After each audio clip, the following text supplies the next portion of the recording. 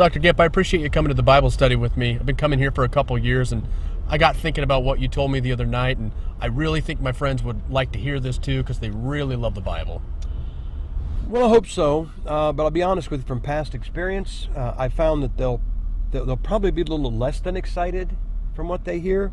People that tend to defend their version, even if they see a mistake in it, it's based more on pride than a love for the Bible. But we'll give it a shot. But don't be surprised if they're a little less excited than you expected. Hey, sorry we're late. This is Dr. Gipp, one of my professors at the Bible College. I hope you don't mind if he joins us tonight. Hello.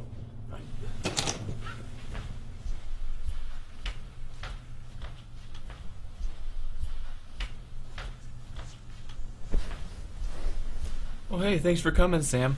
We've just been discussing some of the miracles in the Gospels in our group, so glad you came. Justin, why don't you tell us a little bit about your friend? Well, Dr. Gipp and I were talking after class a couple days ago, and he brought up this new concept about the modern translations, and I thought you guys might be interested in it.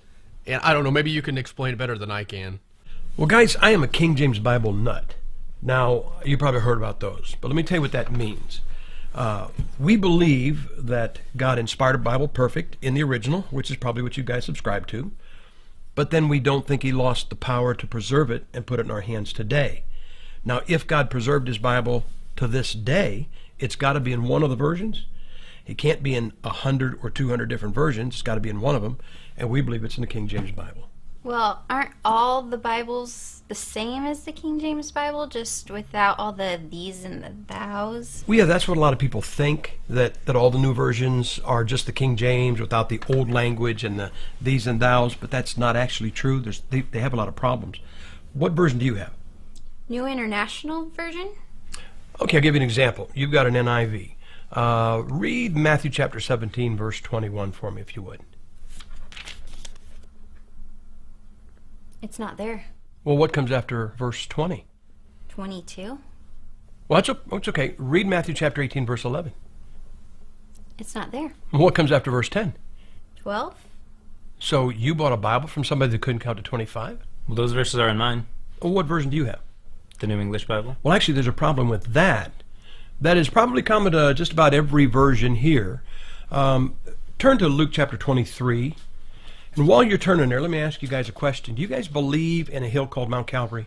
You probably sang a hymn or two about Calvary. You saw a church, Calvary Baptist Church, or, I mean, it's a commonly used word. Well, I'll tell you why. If you believe in Calvary, you believe it for only one reason. You believe it because of Luke chapter 23, verse 33 in the King James Bible. Because that is the single only place. I'll show you. Luke 23, verse 33, it says this, "And when they came to the place which is called Calvary." Now, that is the only time the word Calvary appears in the Bible. What does your New English say? It says, and when they reached the place called the Skull. Okay, what do you have? What version? Good News Bible. Okay, what does it have? The Skull. And what does your NIV have? Mine says the Skull. And I think I saw a New American Standard, and you looked it up. What does it say? The Skull. And what do you have? Mine says Calvary, actually. All right. Do you have a King James? What do you have? The New King James? Well, let me ask you this. Do you have a in your hands New King James, or do you have a between your arms New King James? You don't know, do you? Mm-mm. Well, the fact is that they've made running changes in the New King James and never told anybody about it. I'll show you. I've got a New King James. In Zechariah chapter 13, verse 6, the King James Bible has a prophetic reference to Jesus Christ. And in that verse, it says, "What are these wounds in thine hands?" Now this is a New King James Version, and here's what it says in verse 6. "And someone will say to him, what are these wounds in your hands?" Now they took out thine, but the prophecy is still there. So you got a King James Bible, "What are these wounds in thine hands?" and a New King James, "What are these wounds in your hands?" Now this is a 1982. This is when it first came out. That's the edition. What does yours say? Mine says, and one will say to him, what are these wounds between your arms? Well, you just lost a prophetic reference to Jesus Christ, and you got two New King James versions, and they read differently, and nobody ever told anybody that they were making those changes. Yeah, but I think we could agree, that as long as the doctrines are intact, that's the most important part. Yeah, but let's remember something. The Bible is not a college textbook. I don't know of anybody that says, hey, what are you going to do tonight? Well, I'm going to go home and read my college textbook. Like there's nothing else to do. The Bible is our source for preaching. It goes far beyond just doctrine. And one of the problems with modern translations is they tend to put problems where there were no problems before. Well, Brother Gipp, if I can just say something real quick, I feel like you've come in here and, okay, you've shown us some problems with our Bible and some of it's funny, and you just come in here and you're just causing division now between us when we're trying to learn the Bible together. Well, I understand the sentiment of that statement, and sometimes it is construed that way, like you King James guys are causing division, and if it wasn't for that, we would have unity. But unity is just that. Think about this.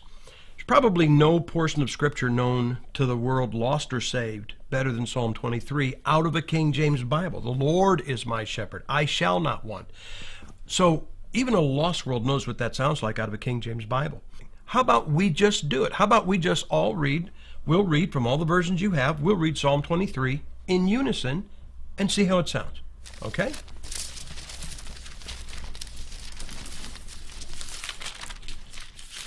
Now, before we read this, we all acknowledge from the Bible that God is not the author of confusion. The Lord is my shepherd, I shall not want. He makes me lie down in green pastures. He leads me beside quiet waters. He restores my soul. He guides me in the paths of righteousness for his name's sake. Even though I walk through the valley of the shadow of death, Darkness, I will not be afraid, Lord, for you are with me. Your shepherd's rod and staff protect me. Thou spreadest a table before me in the sight of mine enemies. Thou hast richly my cup overflows. Surely goodness and loving kindness will follow me all the days of my life. Love will be with me all my life, and your house will be my home as long as I live. Forever.